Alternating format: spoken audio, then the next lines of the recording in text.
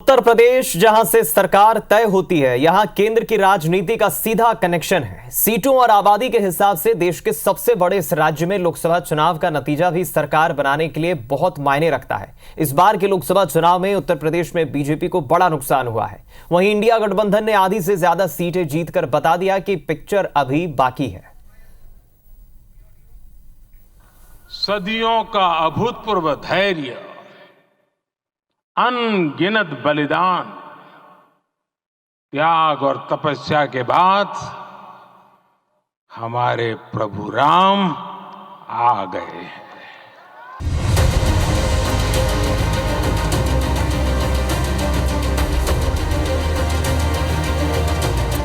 UP की पावन धरती अयोध्या में रामलला तो विराज गए, लेकिन ऐतिहासिक पल बीजेपी के लिए वोटों में तब्दील नहीं हो पाए। लोकसभा चुनाव में इस ऐतिहासिक पल का कोई असर नहीं दिखा, क्योंकि खुद अयोध्या नगरी वाली सीट फैजाबाद में 3 बार के सांसद लल्लू सिंह कमल नहीं खिला पाए। उन्हें सपा के अवधेश प्रसाद ने हरा दिया। यानी न राम के फैक्टर ने काम किया, न योगी बाबा का बुलडोजर फैक्टर।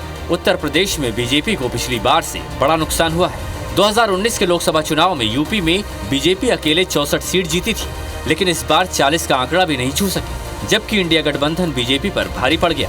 वो 80 सीटों में आधी से ज्यादा सीटों में जीत हासिल करने में कामयाब रहा। गठबंधन में सबसे ज्यादा फायदा सपा को मिला है। इंडिया गठबंधन के नेता यूपी में मिली इस कामयाबी को खास बता रहे हैं।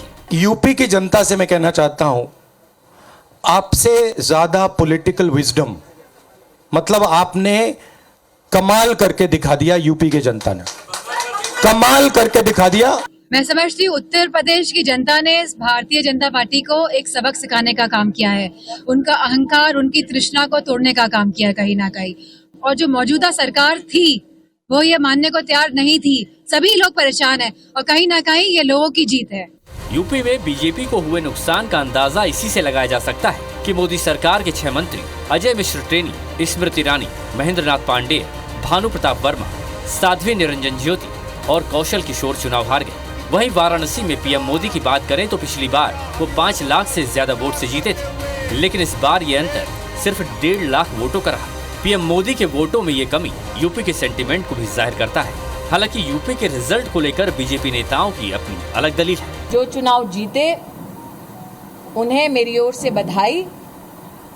मैं आशा करती हूँ कि हमने जितनी निष्ठा के साथ गांव-गांव जाकर जनता की सेवा की, गांव-गांव जाकर प्रतिदिन उसी प्रकार से अमेठी की सेवा होती रहेगी। उत्तर प्रदेश में बीजेपी को हुए नुकसान के पीछे कई वजह दिखाई दे रही हैं। सपा और कांग्रेस ने जो मुद्दे उठाए वो जमीन पर काम कर गए। इनमें आरक्षण, संविधान, बेरोजगारी, पेपर लीक, अग्निवीर योजना जैसे मुद्दे शामिल हैं। पब्लिक से कनेक्ट होने में ये बेहद काम आए। नारी न्याय योजना का वादा भी महिला वोटर्स को लुभा गया। किसानों के लिए एमएसपी की लीगल गारंटी भी काम कर गई। अखिलेश का नारा पीडीए ही इंडिया है, यानी पीड़ित, दलित और अल्पसंख्यक वोटों को एकजुट करने की कोशिश सफल रही। आइए जानते हैं अब वो फैक्टर जिनसे यूपी में बीजेपी को सीधा नुकसान हुआ। पश्चिम से पूरब तक मायावती के कई कैंडिडेट्स ने एनडीए कैंडिडेट्स को ही नुकसान पहुंचाया।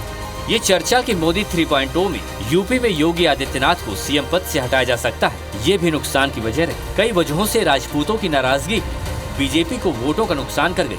ऐसे कई फैक्टर रहे जो यूपी में बीजेपी को बड़ा डेंट दे गए।